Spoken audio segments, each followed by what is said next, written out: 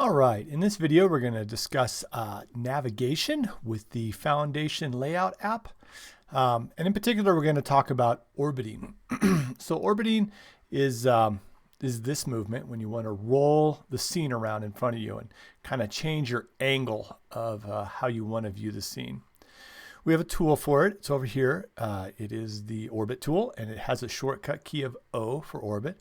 So if I were to click somewhere else and then press O, for example, you can see the Orbit tool becomes selected. Now, orbiting is accomplished by when the Orbit tool is selected. If you left click and drag, you will orbit. If you're using a touch device, if you single touch and drag, you will also orbit if you have the Orbit tool selected. Now, it is important to note that what you start your orbit on can affect how the orbit handles. So, for example, if I just start orbiting and I start my orbit over the background, what you'll see is we kind of orbit around the center of the stage here. But I'm going to move my mouse here. If I were to start my orbit here, what you'll notice is we orbit around the point.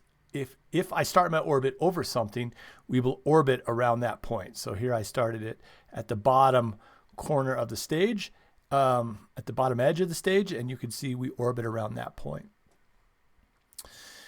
Because orbiting is a tool it's an action that you want to do pretty often.